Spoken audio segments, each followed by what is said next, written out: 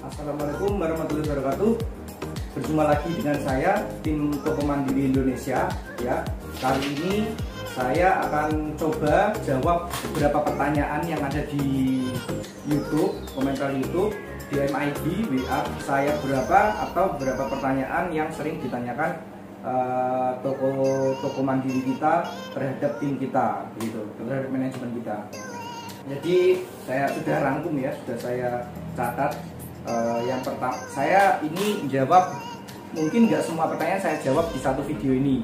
Jadi saya jawab beberapa dulu supaya nanti ada video-video lagi ya. Oh iya, teman-teman yang belum subscribe silahkan subscribe. Kalau suka dengan konten ini atau bermanfaat silahkan di like. Kalau nggak suka silahkan di dislike. Atau kalau ada masukan atau pertanyaan silahkan di kolom komentar. Terima kasih. Saya lanjut ya ke materi. Jadi yang pertama, bagaimana caranya untuk menata toko supaya rapi ya. Ini nanti saya kasih tahu bagaimana caranya sekaligus manfaatnya. Kenapa toko itu harus rapi? Yang pertama ya. Jadi bagaimana caranya? Caranya dulu. Jadi begini, kalau misalkan dijaga sendiri atau dijaga karyawan atau tim. Jadi kalau dijaga sendiri itu kerapiannya itu ketika mau tutup toko itu kerapian. Jangan pas awal ya, tapi ketika mau tutup baru kerapian. Jadi besok pagi-pagi ketika buka toko itu sudah bersih, sudah rapi.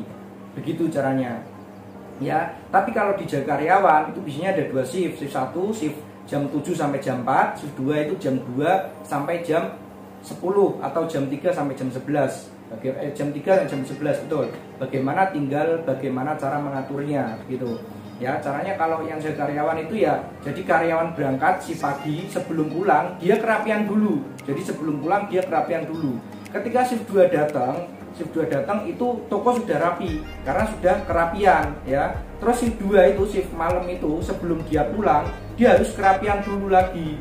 Kenapa? Karena supaya dia besok masuk pagi atau tim lain masuk pagi itu sudah rapi tokonya. Jadi bisa mengerjakan pekerjaan yang lain.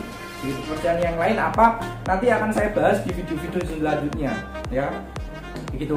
Terus manfaatnya apa sih? Kenapa toko itu rapi? Yang pertama, kalau tokonya rapi, bersih, itu konsumen akan aware terhadap toko kita, akan senang, akan nyaman, sehingga potensi atau kemungkinan untuk menambah barang belanjaannya itu akan lebih banyak. Misalkan dia datang hanya pengen beli deterjen sama Indomie, biasanya nanti akan nambah sausnya, bumbu yang lain atau pewanginya begitu. Karena kelihatan rapi, kelihatan tertata, ada harganya.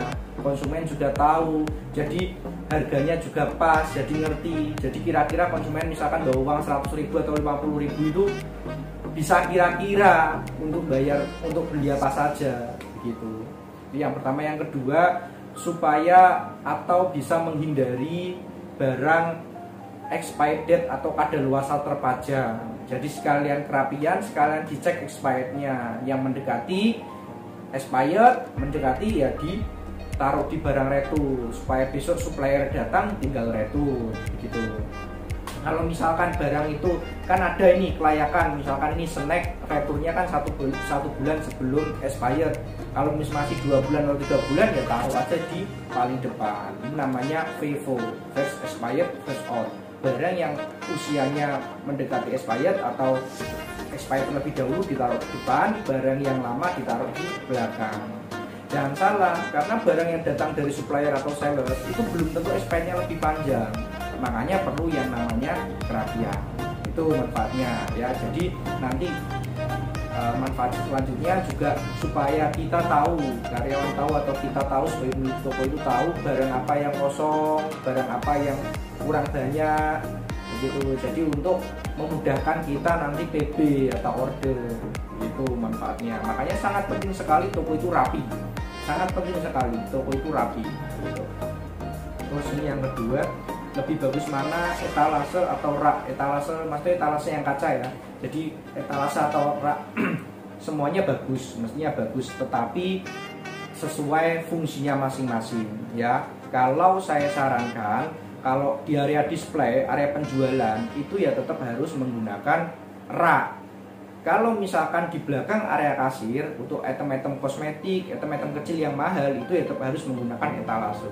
Kenapa? Karena kalau misalkan menggunakan rak itu konsumen bisa milih sendiri ya, bisa ngambil sendiri ya. Sama tadi saya bilang konsumen sebenarnya mau ngambil atau belanja 3 item aja, tapi karena tertata rapi, karena tinggal ngambil, jadi konsumen ingat, oh iya tadi deterjen habis, oh iya samponya habis, oh iya diolosnya habis, oh iya pembalutnya istriku tadi nitip habis kan gitu misalkan. Jadi sebaiknya itu di rak, tetapi kalau di belakang kasir itu menggunakan etalase. Kenapa? Karena supaya barangnya itu lebih aman lah ya, karena kecil. Maksudnya aman gimana, nanti kita bahas lagi di bagaimana cara menghindari atau mengurangi barang hilang di toko atau barang rusak di toko. Nanti kita bahas di video selanjutnya ya gitu. Jadi terus beberapa survei yang kami lakukan, toko yang awalnya itu dia full menggunakan etalase terus di upgrade menggunakan rak, itu rata-rata omsetnya naik 30-40%. Bahkan ada toko yang naiknya sampai 50%, yang omsetnya misalkan 3 juta per hari jadi 6 juta. Itu ada, itu kita pernah kayak gitu menangani toko yang kayak gitu, itu kita pernah. Makanya sebaiknya menggunakan rak yang portable, yang bisa dibongkar pasang. Kenapa? Karena misalkan Bapak Ibu mau melakukan perluasan toko atau mau usaha itu, kita nggak ngerti ya. Nanti kalau ada rezeki mau dijebol, tokonya diperlebar, itu bisa nambah lagi. Itu lebih fleksibel kalau menggunakan rak yang portable atau rak minimarket itu.